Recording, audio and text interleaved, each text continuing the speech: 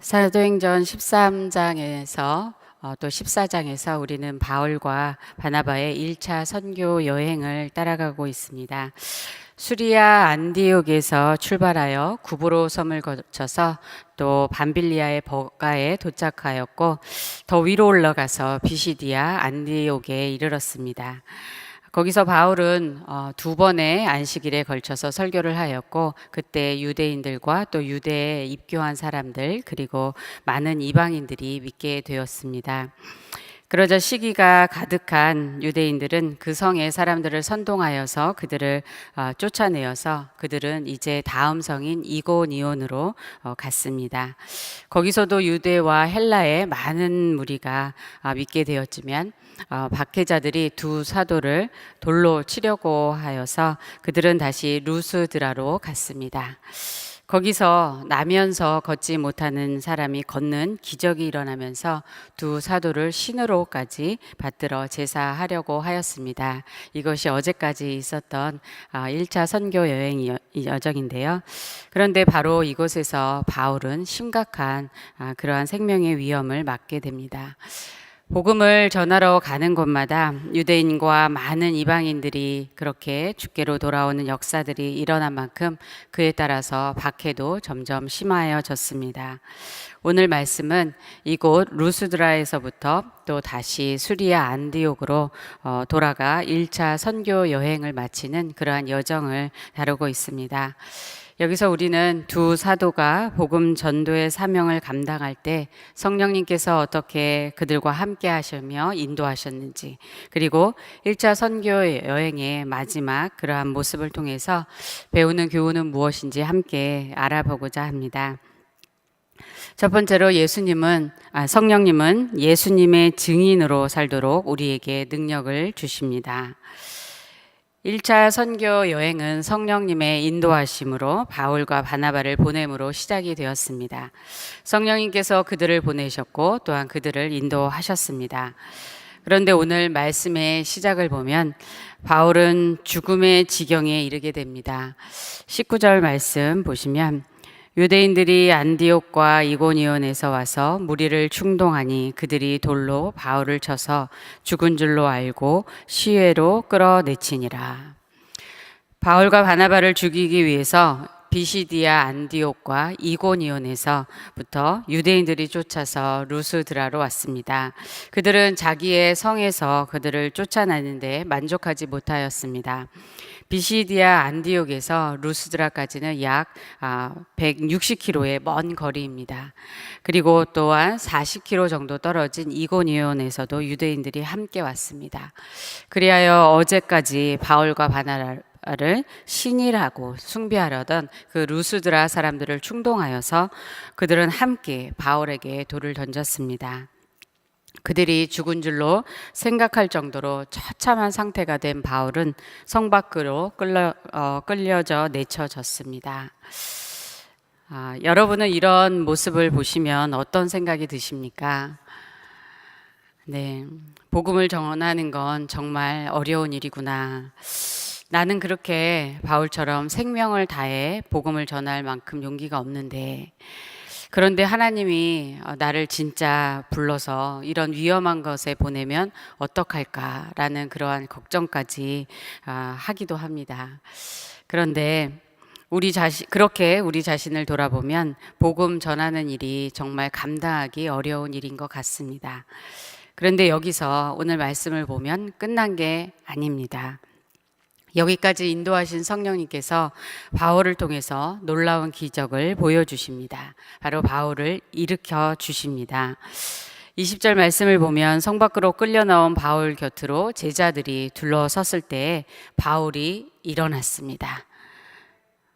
안 놀라시는데요. 다 죽은 줄 알고 그렇게 제자들이 비통한 마음으로 있는데 바울이 일어나는 것입니다. 이건 기적입니다. 하나님께서 행하신 일이십니다. 하나님은 복음을 받은 자들에게도 기적을 행하시고 또한 복음을 전하는 자에게도 기적을 행하여 주신 것입니다. 하나님은 바로 이곳 루스드라에서 나면서 걷지 못한 자도 일어나게 하셨고 또한 죽은 것 같은 바울도 일어나게 하셨습니다.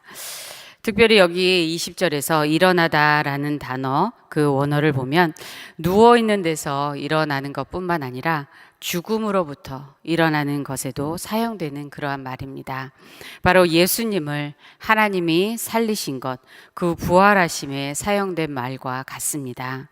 사도행전 2장 31, 32절을 보면 미리 본고로 그리스도의 부활을 말하되 그가 음부에 버림이 되지 않고 그의 육신이 썩음을 당하지 아니하시리라 하더니 이 예수를 하나님이 살리신지라 우리가 다 이 일의 증인이로다.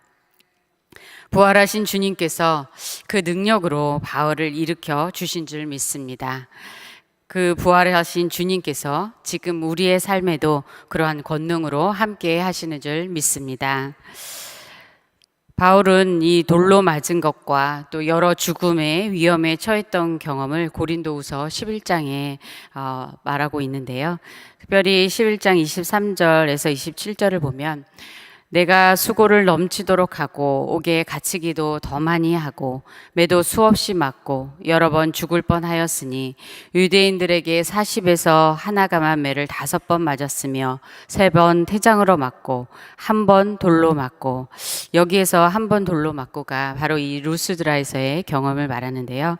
그리고 3번 파선하고 일주야를 깊은 바다에서 지냈으며 여러 번 여행하면서 강의 위험과 광도의 위험과 동족의 위험과 이방인의 위험과 시내의 위험과 광야의 위험과 바다의 위험과 거짓 형제의 위험을 당하고 또 수고하며 애쓰고 여러 번 자지 못하고 줄이며 목마르고 여러 번 굶고 춥고 헐벗었노라 라고 말합니다.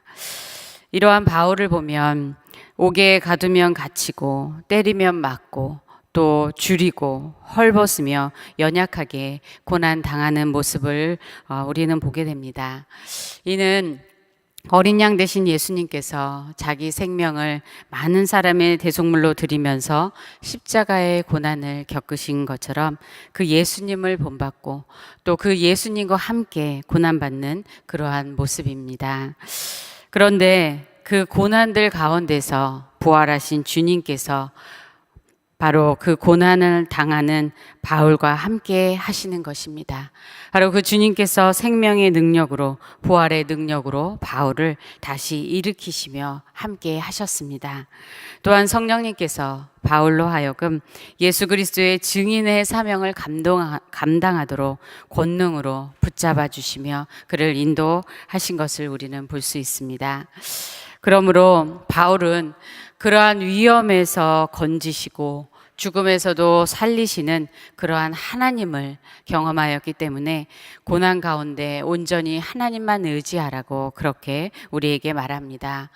고린도후서 1장 8절에서 10절 말씀을 보면 형제들아 우리가 아시아에서 당한 환난을 너희가 모르기를 원하지 아니하노니 힘에 겹도록 심한 고난을 당하여 살 소망까지 끊어지고 우리는 우리 자신이 사형 선고를 받은 줄 알았으니 이는 우리로 자기를 의지하지 말고 오직 죽은 자를 다시 살리시는 하나님만 의지하게 하심이라. 그가 이같이 큰 사망에서 우리를 건지셨고 또 건지실 것이며 이후에도 건지시기를 그에게 바라노라 라고 말합니다. 우리도 복음 전하는 삶을 살고 또 주님의 뜻에 순종하며 살아가는 가운데 바울만큼은 아니더라도 여러 어려움들과 고난들을 겪습니다. 하나님이 기뻐하시는 그러한 일을 하는데도 왜 우리 삶에는 어려운 일들이 일어나는 것인지 그렇게 마음에 시험이 들고 또 낙심하기도 합니다. 그런데 그때에 우리는 고난에 초점을 맞추는 것이 아니라 그 가운데 역사하시는 주님을 바라보기를 원합니다. 우리의 능력으로 도저히 해결할 수 없는 그러한 큰 사망 같은 고난을 겪을 때도 있는데요. 그 가운데 죽은 자도 살리시는 그러한 능력의 하나님을 그만큼 경험하게 하시는 하나님의 은혜가 있는 줄 믿습니다. 우리의 능력으로 도저히 해결할 수 없는 그러한 일을 만날 때마다 오히려 살아계신 그 하나님을 의지하는 그러한 우리 모두가 되기를 소원합니다. 주님은 바울의 고백처럼 고난 가운데서 우리를 건져주셨고 또 건져주셨습니다. 그래서 우리가 여기까지 온 줄로 믿습니다. 그리고 앞으로도 주님께서는 우리를 건져주실 것을 믿습니다. 그러므로 우리는 온전히 주님만 의지하며 나아갈 때에 고난 가운데 더욱 크신 능력의 주님을 만나고 경험하는 은혜가 있을 줄 믿습니다. 또한 성령님께서 어려움 중에 우리의 마음 눈을 밝히사 우리에게 베푸신 지극히 큰 능력이 어떠한지를 더욱더 알게 되는 그러한 은혜가 임하기를 축복합니다. 그러면 이제 일어나게 된 바울은 무엇을 하였습니까? 20절을 다시 보면 바울은 일어나서 그 성으로 다시 들어갔습니다. 도망가지 않았습니다. 그리고 그 몸으로 이튿날에 더베로 떠났다라고 말합니다. 성령님께서 그를 담대하게 하시며 인도하셨습니다. 우리 같으면 죽을 뻔한 그 성에 다시 들어가고자 하는 그런 용기가 없었을 것입니다. 우리 앞에 권사님께서 아니라고 그렇게 못하겠다고 고개를 이렇게 가로저으시는데요. 바울이 정말 복음을 향한 그 열정도 있지만 정말 성령님께서 그를 붙잡아 인도하신 것을 우리는 보게 됩니다. 그런데 이러한 바울을 보면서 큰 영향을 받은 사람이 있습니다. 여러 제자들이 있겠지만 바로 젊은 그리스도인 디모데입니다. 사도행전 16장에 보면 디모데에 대한 언급이 나오는데요. 사도행전 16장 1, 2절 말씀에 바울이 더베와 루스드라에도 이름에 거기 디모데라 하는 제자가 있으니 그 어머니는 믿는 유대 여자요 아버지는 헬라인이라. 디모데는 루스드라와 이고니온에 있는 형제들에게 칭찬받는 자니. 2차 선교 여행 때를 언급하는데요. 이 2차 선교 여행 때 루스드라에 디모데라는 제자가 있었다라고 언급하고 있습니다. 그러므로 1차 선교 중에 바울이 이 루스드라에 왔을 때 디모데와 바울의 만남이 있었다고 봅니다. 디모데가 바울이 돌에 맞는 것을 직접 보았는지는 모릅니다. 그러나 만약 그가 보았다면 돌에 맞아 순교하는 스데반의 모습을 본 그러한 청년 사울처럼 돌에 맞으며 복음을 위해 생명을 내어놓는 바울을 본 디모데는 엄청난 영향을 받았을 것입니다. 직접 그 현장을 보지 못하였더라도 박해를 두려워하지 않고 그렇게 사역하는 바울의 용기와 그와 함께 하시는 성령의 그 능력을 보고 어려서부터 신앙이 있던 디모데는 복음을 받아들이고 또한 제자로서 그렇게 성장하게 됩니다. 그러므로 2차 선교 여행 때 바울은 제자 디모데를 부르게 됩니다. 이것을 보면서 우리가 예수님을 전하는 증인이자 또한 예수님을 믿는 그리스도인으로서 고난 가운데서도 흔들리지 않고 다시 일어서 가는 것이 참 중요하다는 생각을 하게 됩니다. 그렇게 될 수 있도록 성령님께서 날마다 우리에게 능력을 부어주시기를 소원합니다. 그렇게 행할 때에 우리도 알지 못하는 그 누군가가 우리의 삶을 보고 영향을 받는다는 것입니다. 사람을 의식하는 것이 아니라 오직 주님께서 맡겨주신 그 사명에 순종하며 살아갈 때에 주님은 우리가 알지 못하는 사람에게도 그렇게 영향을 주는 증인으로 우리를 사용하시는 줄 믿습니다. 그리스도의 증인은 복음의 능력을 삶에서 보여주는 사람입니다. 우리 모두가 그렇게 예수님을 전하는 증인의 삶을 오늘도 살아가기를 소원합니다. 성령님께서 충만함으로 함께 하셔서 우리가 매일매일 그리고 삶의 마지막까지 그 사명을 다하여서 주님께 칭찬받는 우리 모두가 되기를 소원하고 축복합니다. 두 번째로 성령님은 예수님의 제자로 살도록 우리를 인도하십니다. 바울은 바나바와 함께 다음 날 1차 선교 여행에 반환점과 같은 더베로 갑니다. 21절 말씀에 복음을 그 성에서 전하여 많은 사람을 제자로 삼고 루스드라와 이고니온과 안디옥으로 돌아가서라고 합니다. 더베에서 두 사도는 복음을 전하고 많은 사람을 제자로 삼았습니다. 그렇게 죽을 지경에 이르렀던 바울이 더베에 이르러서 주의 말씀을, 주의 복음을 전하였을 때 많은 사람들이 그가 전하는 그 생명의 말씀을 그 영혼으로 받아들였을 줄 믿습니다. 그렇게 복음을 전하니 많은 무리가 믿었다라고 그렇게 이전까지는 기록하였는데, 오늘 말씀에는 바로 많은 사람을 제자로 삼는다라는 말씀이 나오는 것입니다. 믿은 사람을 바로 제자라고 언급하고, 또한 주님께서 명령하신 가서 제자 삼는 사역을 시작하는 것을 오늘 말씀에서 보게 되는데요. 오늘 말씀에서는 특별히 제자라는 단어가 4번에 걸쳐서 나옵니다. 이렇게 사역하고 두 사도는 다음인 루스드라와 이고니온과 안디옥으로 갑니다.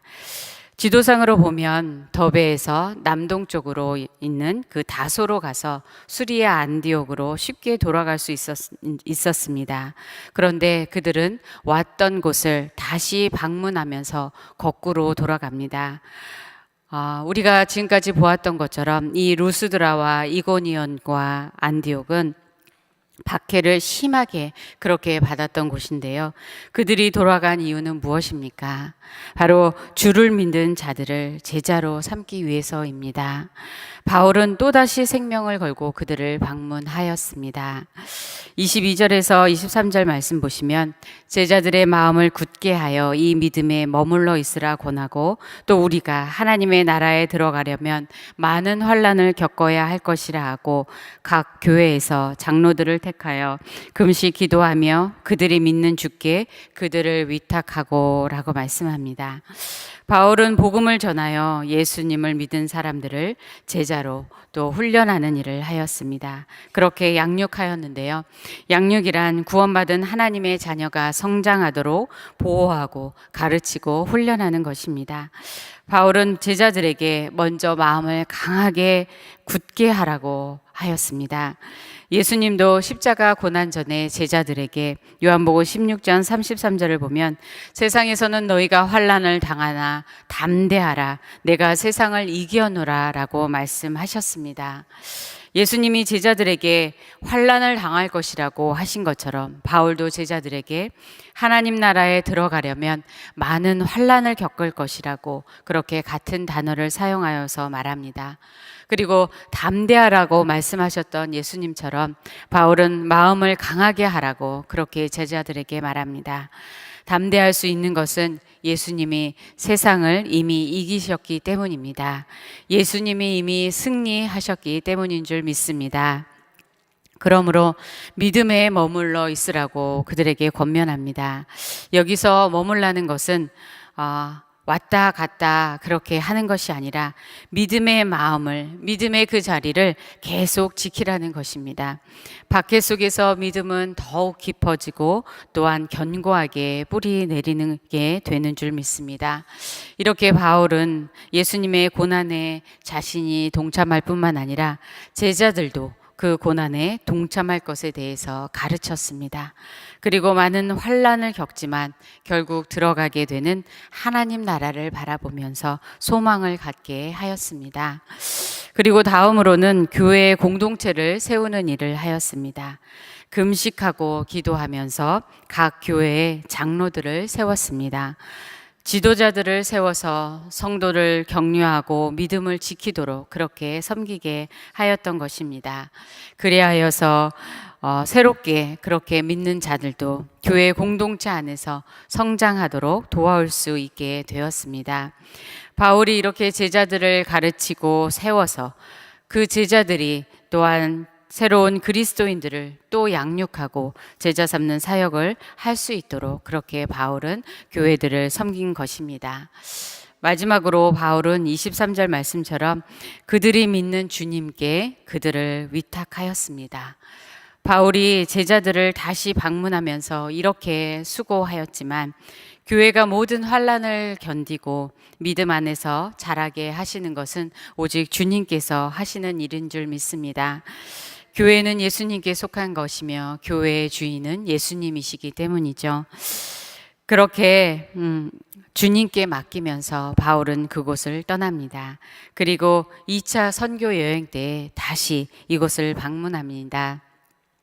주님께 맡기면서 또한 제자 삼은 성도들과 계속하여서 교제하며 성장하도록 돕는 그러한 바울의 사역을 우리는 볼 수 있게 됩니다. 이렇게 성도의 믿음이 자라도록 양육하고 제자 삼는 사역은 목회자들만 하는 게 아니라 목자님들 또한 모든 평신도들이 우리가 함께 하는 사역인 줄 믿습니다. 우리 교회에서는 작년 교육의 훈련을 통해서 각 성도님이 성장하여서 그리스도의 제자가 되며 나아가 제자 삼는 사역을 하도록 돕고 있습니다. 특별히 비전스쿨에서는 그러한 사역을 하는 평신도 지도자로서 목자를 양성하는 것을 목표로 하고 있는데요. 목자들이 함께 전도하고 제자 삼으며 또 주님의 지상 사명을 그렇게 이루는 사역을 할 때 목장이 건강해지고 또한 교회 공동체가 함께 더욱 건강하게 세워져 가는 것을 보게 됩니다. 이제 곧 비전스쿨 3과정이 2주 후면 개강을 하게 되는데요. 제가 작년 교육을 섬기고 있어서 비전스쿨을 이렇게 광고하는 것이 아니라 이러한 사역을 함께 하기 원하시는 그러한 예비 목자님들을 또 신청을 받고 있습니다. 이미 목자이신 분들도 그렇게 참석을 하고 있는데요. 훈련이 때로는 힘들지만 훈련 받으면서 우리의 현재 신앙생활을 또한 점검해 보게 되고 또 서로 격려하면서 공동체에서 함께 변화하고 성장하는 그러한 기쁨을 경험합니다. 훈련은 같이 해야 합니다. 아멘이죠. 네. 우리 목사님들도 함께 공부하고 함께 훈련하고 함께 전도하고 그렇게 하는 건 여러분 아시죠? 네, 비전스쿨에 또 많은 분들이 참석하시기를 바랍니다. 또한 우리가 성도 간에 만나고 교제할 때 정말 어떤 어려움이 있는지 관심을 가지고 믿음이 견고해지도록 그렇게 서로 돕기를 원합니다. 제자 삼는 사역은 바로 사랑으로부터 나오는 관심에서 출발하는 것입니다. 이런 면에서 우리 교회는 참 건강한 교회이어서 감사합니다. 중보 기도하면서 참으로 여러 면으로 연약한 성도님들을 돕는 분들을 보게 됩니다. 오늘도 우리가 만나는 한 사람을, 한 성도님을 잘 섬기기를 원합니다. 그 한 사람이 믿음을 가지고 믿음을 더욱더 굳건하여 또한 성장하여서 주님의 제자가 되어서 얼마나 많은 사람을 주께로 인도하며 풍성한 사역의 열매를 맺을지 우리는 알지 못합니다. 그러나 오늘도 주님께서 인도하시는 그 만남 가운데 믿음의 격려와 기도와 섬김의 씨앗을 심기를 축복합니다. 그리고 언젠가 풍성한 열매를 함께 거두는 축복을 경험하기를 소원하며 축복합니다. 세 번째로 성령님은 복음 전도의 사역을 시작하고 마치도록 우리를 인도하십니다. 이제 바울은 수리아 안디옥으로 돌아가는 여정을 떠나서 마침내 안디옥에 이르렀습니다. 26절 말씀을 보시면 거기서 배 타고 안디옥에 이르니 이곳은 두 사도가 이룬 그 일을 위하여 전에 하나님의 은혜에 부탁하던 곳이라고 말합니다. 안디옥에 도착하였을 때 두 사도는 매우 감격하였을 것입니다. 약 2년 전에 이곳에서 안디옥 교회는 바나바와 사울을 세워서 금식하며 기도하고 두 사도를 안수하여서 선교를 보내었습니다. 두 사람은 성령의 보내심을 받아 사역을 시작하였습니다. 하나님의 은혜에 모든 것을 맡기고 시작된 그러한 선교 여행이었습니다. 1차 선교 여행은 육로와 해로를 합쳐서 약 2,400km의 거리였습니다. 많은 박해와 위험들이 있었지만 성령님께서는 이 사역을 또한 마치고 돌아오게 하셨습니다. 잘 마치게 하신 것은 하나님의 은혜인 것입니다. 그들은 도착하여서 교회에 선교 보고를 하였습니다. 27절과 27절 말씀에 그들이 이르러 교회를 모아 하나님이 함께 행하신 모든 일과 이방인들에게 믿음의 문을 여신 것을 보고하고 제자들과 함께 오래 있으니라 라고 합니다. 바로 보고하는 그 내용은 하나님이 함께 행하신 모든 일과 이방인들에게 믿음의 문을 여신 것입니다. 그들이 보냄을 받아서 그들이 사역을 하였지만 그것은 하나님이 그들을 통해서 행하신 일들인 것입니다. 그러므로 그들은 보고할 때에 하나님이 행하신 일, 하나님이 믿음의 문을 여신 일이라고 그렇게 말합니다. 선교는 하나님이 행하시는 하나님의 역사인 줄 믿습니다. 하나님께서 이방인들에게 이 선교를 통하여서 믿음의 문을 여셨습니다. 그리하여서 유대인뿐만 아니라 정말 많은 헬라인들, 이방인들이 예수님을 믿는 그러한 열매를 거두게 하셨습니다. 이 선교를 통해 땅끝까지 복음이 전파되는 사역이 활발하게 그렇게 시작이 된 것입니다. 그리고 안디옥에 머무는 동안에 바울은 1차 선교에서 복음을 받은 성도들의 신앙생활을 굳게 하기 위해서 갈라디아서를 기록하였습니다. 선교 보고를 통해서 두 사도는 방문했던 곳들에서 겪었던 그러한 어려움도 생각이 나지만 바로 예수님을 믿은 사람들의 얼굴을 하나하나 떠올리면서 기쁨으로 충만했을 것입니다. 또한 그들을 양육하며 그들이 성장하는 것을 보고 제자로 훈련되어 살아가는 것을 생각하면 또한 기쁨이 솟아올랐을 것입니다. 반면에 예수님을 믿지 않고 거부했던 사람들을 생각하면 안타까워서 그들을 위해서 기도하였을 것입니다. 저도 전도를 나갔을 때 또한 우리도 함께 또한 전도를 나갈 때 예수님을 영접하고 믿는 사람들을 또 다시 생각하면 참 기쁘지만 거부하고 믿지 않는 그러한 사람들을 생각하면 마음이 참 안타까운 것 같습니다. 그래서 또 더 생각이 나고 떠오를 때마다 그들을 위해서 기도하게 되는데요. 전에 제가 설교하면서 전도 나갔을 때 어떤 아주머니를 만나서 말을 걸자마자 그분이 요즘에 전도하는 사람들이 자기를 막 따라다닌다고 말도 걸지 말라고 그렇게 거부했었던 분이 만났다고 말씀을 나눴었는데요. 그 후에 어떤 분이 저한테 그 아주머니는 어떻게 됐습니까? 라고 물으시더라고요. 저도 모르고요. 하나님이 아시죠. 그런데 그 다음 주에 토요일에 전도를 나갔을 때 95세가 되시는 어떤 할머님을 만났는데요. 불교 신자라고 그렇게 하시길래 저희 외할머니도 옛날에 불교 신자였습니다. 그렇게 말을 걸면서 이렇게 대화를 시작했습니다. 그리고 그분에게 지금까지 살아오시면서 교회에 나가신 적이 그러면 한 번도 없으세요? 라고 물었더니 자신한테 교회에 나가자고 말하는 사람도 한 번도 없었다고 그렇게 말씀을 하셨습니다. 저는 그 말을 들으면서 어떻게 95년 동안 이분에게 교회 가자고 말하는 분이 한 분도 없었을까? 그리고 복음을 전하는 분도 한 분도 없었을까? 약간 마음에 충격을 받았습니다. 그리고 그분에게 이제 불교에 다니시니까 불교를 믿으시니까 죄의 문제에 관해서 우리가 우리의 힘으로 그 죄 문제를 해결할 수 없는 것에 대해서 말을 나누기 시작을 했는데요. 그런데 할머니는 내가 너무 나이가 많아서 다른 데는 못 가. 이제 절 가는 게 그냥 내 생활이야. 이렇게 말씀을 하시는 것이었습니다. 그렇게 복음을 거절하는 분 중에 근본적인 이유 중에 하나는 삶의 변화를 원하지 않는 그러한 분들이 참 많다는 것입니다. 그렇게 할머니랑 얘기를 하고 있는데요. 바로 할머니를 그곳에 모시고 오신 그 아드님을 또 만나게 되었습니다. 그분도 불교 신자라고 하시는데요. 그분에게 교회에 가보신 적이 있으세요? 라고 물었더니 한 번도 가본 적이 없다고 그렇게 말씀하시길래 우리 교회에 꼭 와보시라고 그렇게 말씀을 드렸습니다. 그러면서 이분들을 어떻게 다시 또 만날 수 있을까라는 생각이 들면서 우리 교회의 주보를 꺼내서 제가 누구라고 얘기를 해야겠다는 생각이 들었습니다.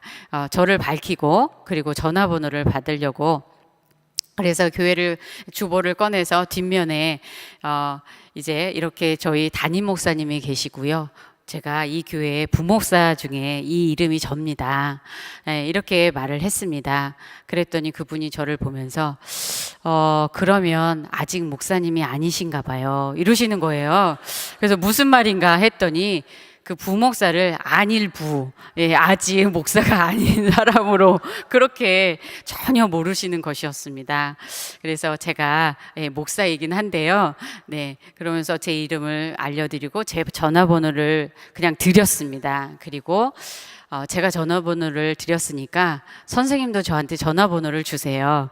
네, 그리고 제가 그 할머니께 어머니께 건강하신지 그 아드님이 떠나셔도 제가 안부 전화를 그렇게 하겠습니다라고 그렇게 했더니 전화번호를 주셨습니다. 그리고 이제 앞으로 전화를 하고 안부하고 만날 기회를 만들어야 되는데요. 기도 부탁을 드립니다. 저는 그날 돌아오면서 제 자신도 또한 돌아보게 되었습니다. 저 또한 얼마나 많은 사람들을 찾아서 그렇게 나섰는지, 그리고 또 믿지 않는 사람을 만나면 누구에게라도 그렇게 복음을 전했는지 돌아보며 여러 생각을 하게 되었습니다. 두 사도가 선교 보고를 한 것처럼 우리도 선교를 다녀오면 보고를 합니다. 선교 중에도 간략하게 보고를 하지만 돌아와서 파송한 교회에게 보고를 합니다. 그런데 우리는 예수 그리스도께서 이 땅에 복음 전하라고 보내주신 주님의 증인이요 주님의 제자인 것입니다. 우리가 주님 앞에 설 때에 우리도 보고를 하게 될 것입니다. 우리도 하나님께서 우리를 통해서 행하신 모든 일을 보고하며 하나님께 영광 돌리며 감사하게 될 것입니다. 또한 하나님께서 우리를 통해서 믿지 않는 사람들에게 복음을 전하게 하시고 믿음의 문을 여셔서 영원 구원의 열매를 맺게 하신 모든 사람들을 보게 하실 줄 믿습니다. 우리가 직접 복음을 전한 그러한 영혼들뿐만 아니라 우리가 알지 못하는 그러한 섬김으로 인하여서 하나님께서 그가 영혼의 구원을 받았다라고 보여주신 그러한 놀라운 감격이 그때 있을 줄 믿습니다. 그런데 그때에 우리가 복음을 전하지 않은 그러한 많은 사람들이 생각이 나서 후회되지 않도록 그렇게 살아가기를 오늘도 간절히 소원하게 됩니다. 오늘도 성령님의 보내심과 인도하심에 순종하여서 예수 그리스도의 증인으로서 제자로서 예수님의 복음을 전하며 사명을 쫓아 살아가는 우리 모두가 되기를 소원합니다. 그리고 마지막 주님 앞에 설 때에 이 땅에서의 선교 사명을 잘 마치게 하신 그 하나님께 감사하며 모든 영광을 올려드리는 우리 모두가 되기를 간절히 소원하고 축복합니다.